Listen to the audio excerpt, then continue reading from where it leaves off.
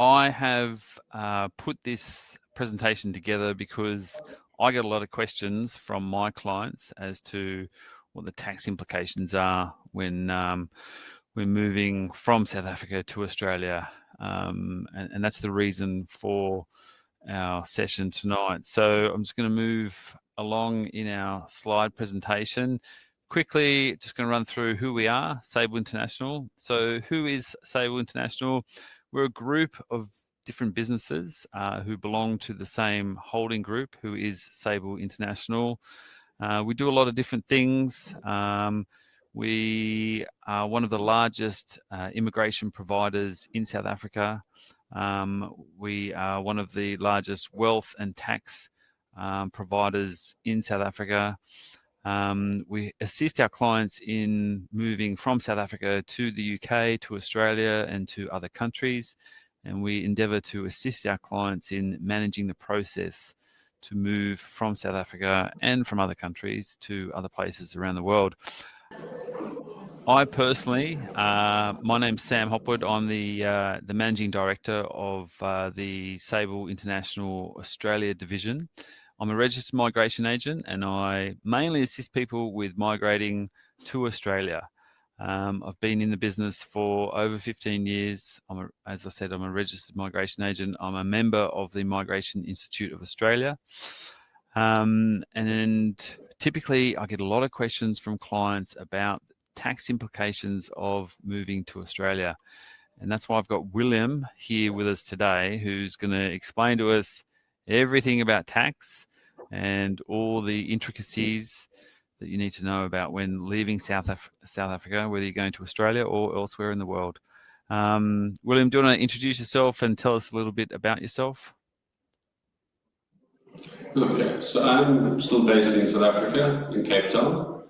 I'm a registered tax practitioner with CIPA. I've been doing tax returns and South African taxes for, 20 odd years, so lots of experience in the field. I've specialized now in helping South Africans changing their tax status from South Africa to other jurisdictions, as well as helping both South Africans and foreigners with dealing with South African tax returns, because they either have income streams in South Africa or South Africans have foreign income streams, and how they get taxed and what their requirements and rights are. So that is my field. And I deal a lot as well with people who've got living annuities from South Africa but living abroad, and how they get affected for tax reasons. Most predominantly those ones are Australia, the UK, Portugal, and New Zealand. Okay, so that's in a nutshell what my speciality is. Back to you. Excellent. Thanks, William. So this is the agenda that we're going to run through today, and William's going to talk us through some of these particular points on tax implications around leaving South Africa, your assets in South Africa, your income in South Africa, pensions, and how to deal with Home Affairs and SARS and the Reserve Bank, and how all these sort of are implicated in your immigration to another country. I must say that this webinar is not designed to give you any specific advice. This is general advice. Don't use this advice to apply to your personal circumstance. After listening to this webinar, you will undoubtedly have questions, and we encourage you then to get in touch with William in our Cape Town office and set up a consultation with William so that he can analyse your particular circumstances in more detail and then give you specific advice which relates to your circumstance, so you can best plan for your immigration out of South Africa as it relates to your tax issues. William, what's a common scenario that you come across when people are leaving South Africa? So most commonly when people are leaving South Africa, they understand what taxing rights change for SARS and what information they should be getting before leaving South Africa, and what they need to be aware of either in South Africa or the new jurisdiction on what questions to ask, really. So although I'm a tax expert or specialist, I do touch on other aspects which a lot of other tax practitioners don't tell their clients, and I feel that it's useful for clients to know a more holistic view of what they need to be asking and watching out for. And does that mean, William, that you have knowledge which applies to the Australian taxation system, for example, which implicates your clients when they're leaving South Africa and coming specifically to Australia? I do have a little bit of Australian tax knowledge, but I don't give advice in Australia. What I will tell them is what they should be asking, what they should be looking for in Australia before they leave, so that they know what how their taxes are going to be impacted in Australia, because there are a few variants in Australia which they need to be aware of, and they might be able to play a planning game on how to restructure their assets or even have their taxes with leaving South Africa and then entering Australia, because the timing can be different. What you need to understand is that each tax office has their own requirements of what a tax resident is, and changing out of tax residency in South Africa might not mean that you're already a tax resident of Australia. So there can be a period where you can be planning as theoretically a non-tax resident anywhere. And people need to be aware of that for one thing, and then also what taxing rights will change and at what date from a South African perspective. And then they should also find out information from the Australian side as to how will they be taxed once they enter this Australian tax system and for the period just before they become a full tax resident in Australia. So what people often get confused about also is what tax terms they need to be aware of. So there are two very basic ones that people aren't aware of really. The one is a taxpayer and the other is a tax resident. So a taxpayer is somebody who has to pay taxes in a jurisdiction because they earn income there, where a tax resident pays tax on their worldwide income in that jurisdiction. So what will happen with moving out of South Africa, you'll move from a tax resident of South Africa just to a taxpayer. Potentially after that you could deactivate your tax number, but that's a separate discussion. While in Australia, you might become an Australian taxpayer and then only later a tax resident, and you need to know how each of those phases will apply to you with your change from South Africa to Australia. And tell me, William, how far in advance should a client start thinking about planning tax matters when they know that they're leaving, or they have a fair idea that they're leaving South Africa? Should they start 3 months, 6 months, 4 years? How long does it take? Okay. So it depends largely on the asset base and if they want to do any structuring with regards to changing the asset base with leaving. So if they've got significant assets which can trigger a lot of capital gains, they probably want to start at least a year beforehand to try and use multiple tax years in South Africa to dilute it.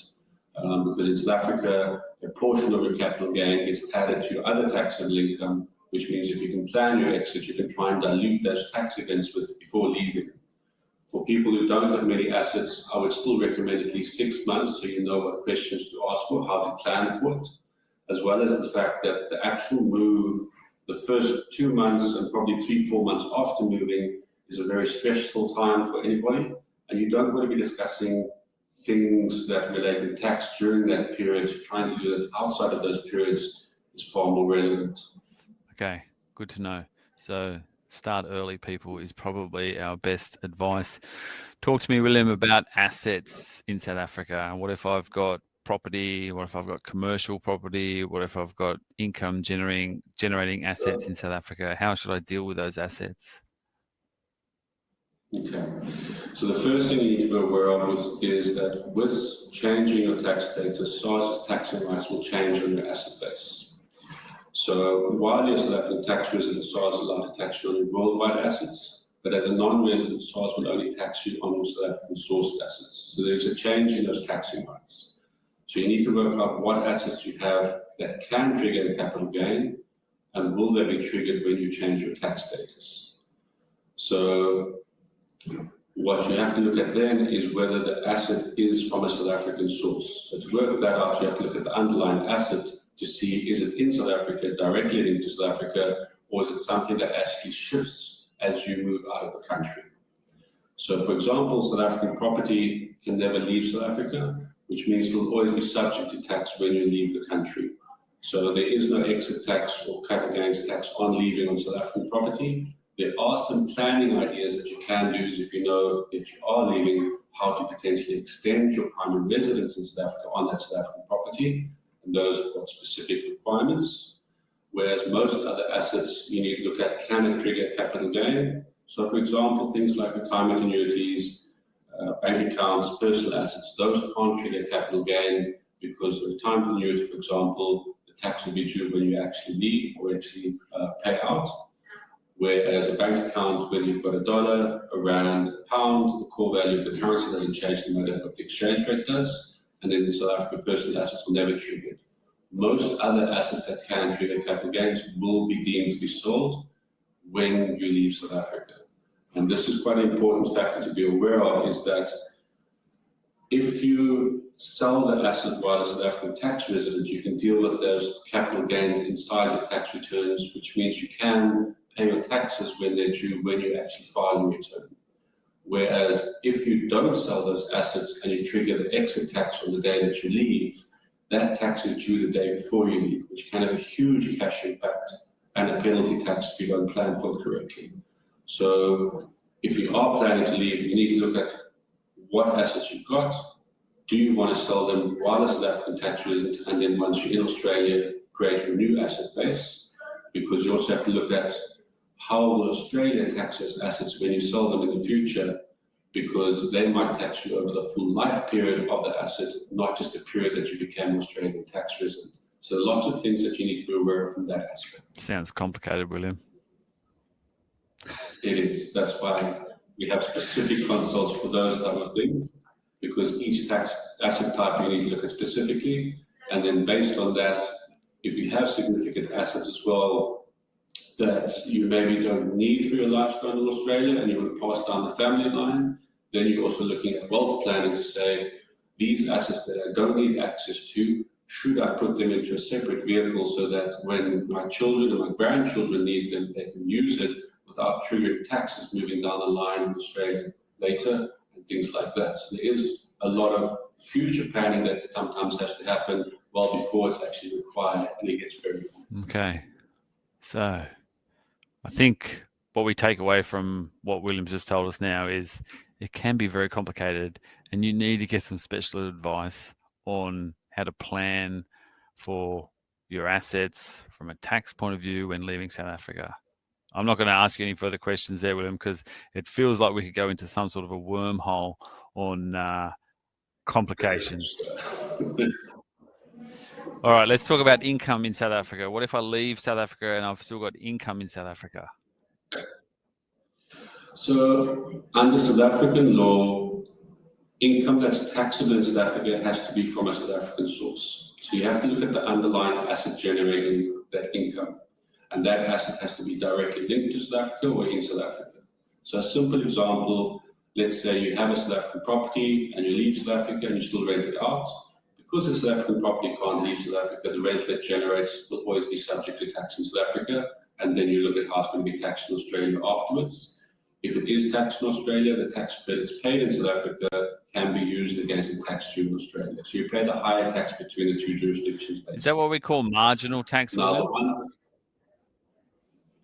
yeah. So we pay the marginal difference. So if in South Africa they tax that at 30%, and if here in Australia they tax it at 32%, then here in Australia you would pay the 2%. Is that what we refer to as marginal tax on double taxation rules? Basically, yes. Okay. So you pay the higher tax between the two, you just pay to two different jurisdictions where you want to get the timing right. So from the timing side, you want to make sure that if you're becoming an Australian tax resident, you do your tax return in South Africa before you do an Australian one, so that you know what your tax credits are going into Australia. You also have to bear in mind that the tax years are different between jurisdictions, and you need to know somebody who deals with that specifically, just because it can become more complicated. The other one that people aren't aware of is employment income, and people don't understand how that is sourced. Now, the asset that generates employment is actually you yourself. So where you are physically is the source of your employment income, not where you get paid from, and that's where a lot of people get confused in South Africa and abroad. So if you are in Australia earning employment income, it should only be taxable in Australia unless you meet certain requirements to force tax in South Africa. And people don't understand that. And they get confused about something in South Africa called the expat tax, or the 1.25 million exemption. That, however, is an exemption allowed to a South African tax resident who's working abroad. So if you've broken your tax ties from South Africa, you're not a South African tax resident, foreign sourced income isn't reportable and therefore not taxable in South Africa. And that can be tricky to understand and how to work out, and that's where some of the advice comes from as well. For anyone who's listening to this webinar now, either live or on recording, if none of this makes any sense, then I'm with you, because this sounds really complicated, and I deal with complicated stuff from an immigration law point of view on a daily basis, and I feel, and I guess it's because I do it on a daily basis, I feel it's not complicated, and I'm sure that's how you feel, William, because you deal with it on a daily basis. But listening to you talk and listening to you talk about jurisdictions and tax laws on double taxation and asset bases and where people are located and all the rest of it, it sounds very complicated. Yeah, I would recommend that anybody who goes for a consult with a specialist on this aspect asks for it to be recorded when they're discussing their personal case, so they can listen to the recording again. Because often I won't know necessarily before the meeting whether it's going to be complicated, where it's something that the client actually needs the recording. And that can. So if you do a consultation with the client on Teams or Zoom or whatever, you record it and then send it to the client, is that right? Yeah. Okay, interesting. Because their specific case.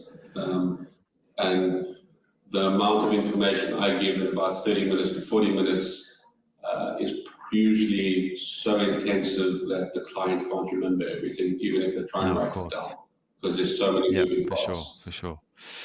All right, so let's move on. Pensions in South Africa. How is this dealt with? Okay. So there is what's called a double taxation agreement between South Africa and Australia, which says that if you're a tax resident in one of the two jurisdictions, in certain income streams are taxed specific ways and they override the normal laws.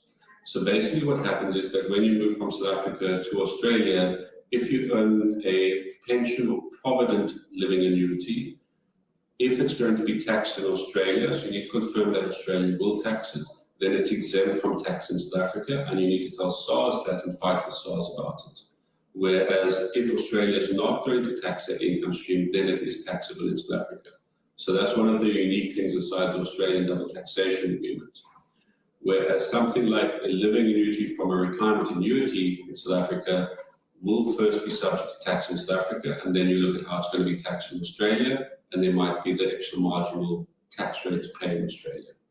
So this aspect of things, of getting the tax directive from SARS to get the fund to deduct the right pay as you earn on the pension and provident funds, can be quite tricky to get through SARS skull, and you need to plan for it in advance, and SARS gets quite confused about it, so it's usually suggested that you speak to a specialist about it so that you can get the tax directive in place, or otherwise if you haven't been able to get it, you can get a refund from SARS so you can pay the tax office in Australia their full taxes, because they will probably not allow any tax credits on any pension or provident fund living annuities, which means if you don't get it right, you pay tax in two jurisdictions, and if you take too long to get it back from SARS, SARS will say, tough, you're too late. Wow, okay. So from a very basic point of view, William, if we engage with you to manage our tax issues, you talk to SARS directly for me, is that right? Yeah. So I act as the interface. So I get the right information from you as the taxpayer, and then tell SARS what's actually happening, and then I have to fight with SARS to make sure they understand it correctly, so that you don't get abused by the SARS. Okay, so I've got you in my corner, and you're going to fight with SARS, and I don't have to. Yes, basically. One of the other things that people don't always treat or think about is that often the tax office where you are will assist you in your fight against SARS, because they don't want to see that money disappearing to another tax office. They want it inside their jurisdiction for one It adds then to more free money that you can spend in the economy, triggering VATs and things like that, so they don't really want to use it. So the ATO will probably assist you in fighting SARS if necessary. Interesting. One time you're happy about. Yeah. It's not often that the government's in your corner, but that's interesting. Okay, there's as I understand it, there's 3 different jurisdictions within government that might be implicated in a conversation with someone leaving South Africa, and that's your Home Affairs, SARS, and the Reserve Bank. How do these 3 different government jurisdictions interact or have implications to someone leaving South Africa? Yeah, so those are the 3 basic links that you've got with the South African government. The 3 talk a little bit to each other, but not too much. And you need to understand that those 3 links don't have to be the same with changing tax residency. So what you need to look at is Home Affairs controls your passport and physical movement in and out of the country. SARS controls what's reportable and taxable in South Africa, where the Reserve Bank controls what capital cash flows you can move in and out of the country, as well as what banking rights you've got. So as a quick overview, if you change your tax residency from South Africa to Australia, you don't necessarily have to break the other 2 ties until potentially you become an Australian citizen and you're forced to give up your South African passport, then that will change at that point. Most often your link to the Reserve Bank will never change because that's linked to your South African ID, which you have to specifically give up to break that tie. And you just have to be aware that your rights for each of those 3 departments will change. And you can have multiple links like that. Okay, cool. And just to pull you up on a point that you made there, and just to clarify, you don't have to give up your South African citizenship in order to become an Australian citizen, but you do have to request permission from Home Affairs in order to acquire another citizenship. And if you don't, then yes, there is a good chance that you will then lose your South African citizenship, and we deal with that with clients on a common basis. I think in the past, Australia forced you to do it. Sorry, William? In the past, Australia used to force you to give up. Yeah, it's true. In the past, we didn't allow dual citizenship. We do now. So Australia doesn't have a problem with you being a dual national. The implications for South African citizens becoming Australian citizens is only that they first of all need to request permission from Home Affairs before they actually attend their ceremony and acquire Australian citizenship. Thank you, sir. Oh, look at me. I'm adding to your knowledge. Wow. Okay. So we've covered a lot of ground in a short period of time, and we didn't aim today to tell everyone everything because obviously William's full of knowledge, and to try and cover everything and give specific advice would be far too difficult. But what I wanted to do today was to hit on the big topics about leaving South Africa. Financial immigration. Is that generally what we've been speaking about, William, or is that a different topic altogether? So financial immigration doesn't exist in South Africa anymore. That was actually an old application with the Reserve Bank to get your retirement annuities paid out of South Africa. What's happened is that from March 2021, financial immigration stopped, and SARS implemented something called tax immigration for retirement annuities. So basically, just as a quick overview there, is that to get your retirement annuities paid out, you have to prove that you've tax immigrated for at least 3 years, and then from that date onwards, you can get your retirement annuities paid out until you hit potentially retirement from those funds. If you've retired from your funds and moved it into a living annuity, you have to do tax returns in South Africa for the foreseeable future. So that's something that you need to be aware of with leaving South Africa, because the living annuity, just as a quick overview, once it's triggered, you have to deplete that living annuity over its lifetime, which means it could take 15 odd years to deplete it down before you can close it down. Up to that point, you have to do South African tax returns. So people often need advice on that as well, as to if they get into the age of retirement, do they want to, or do they want to tax immigrate from the fund, paying more tax to SARS, but freeing up 100% of the cash to take it out of South Africa. So there are factors like that that also need to be looked at. And that's something that we normally refer to our wealth team to give that advice from a South African perspective. Okay, as well. understood.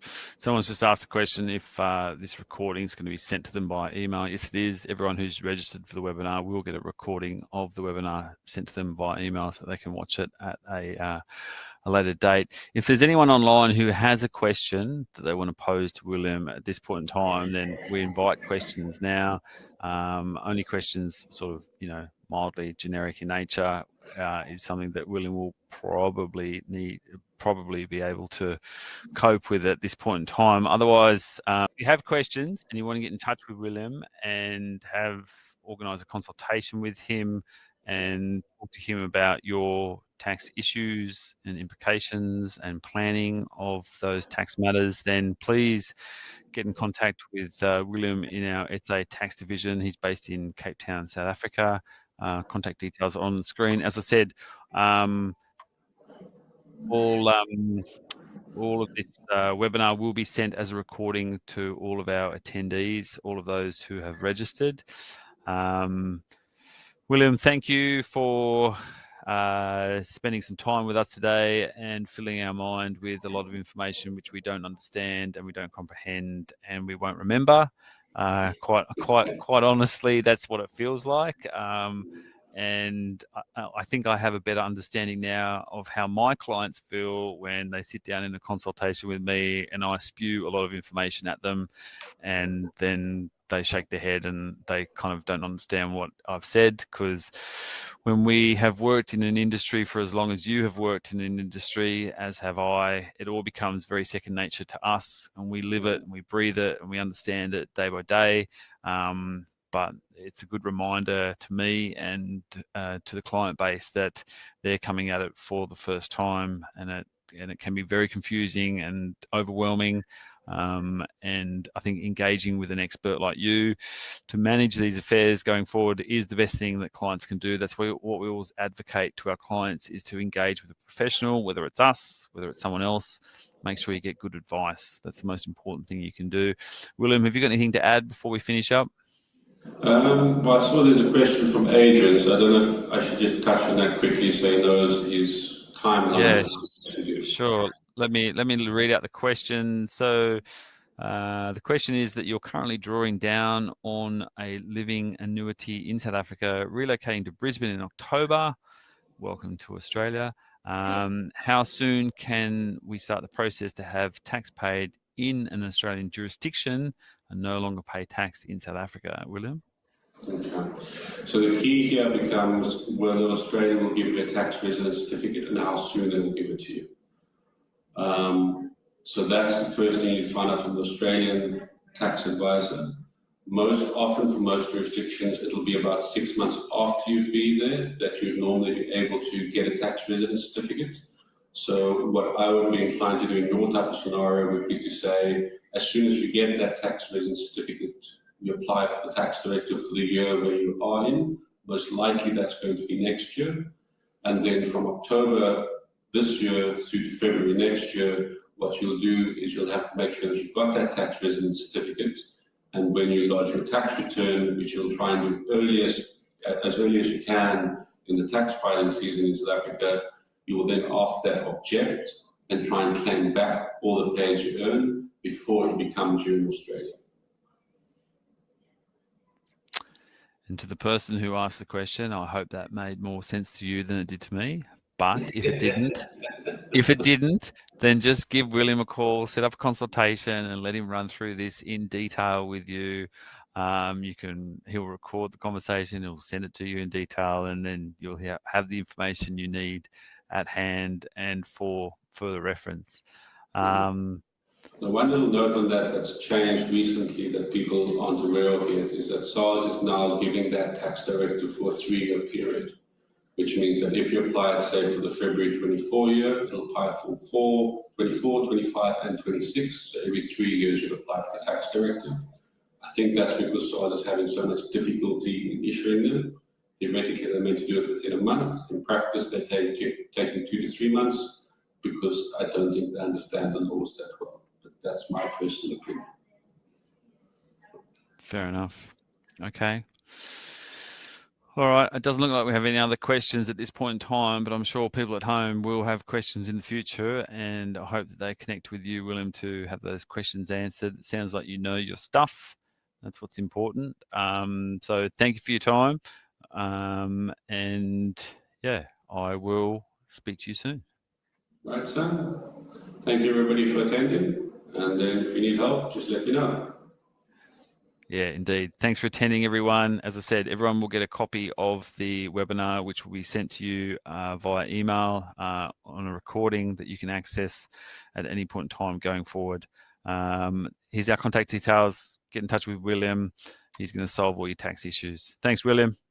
Okay. Cheers, Sam.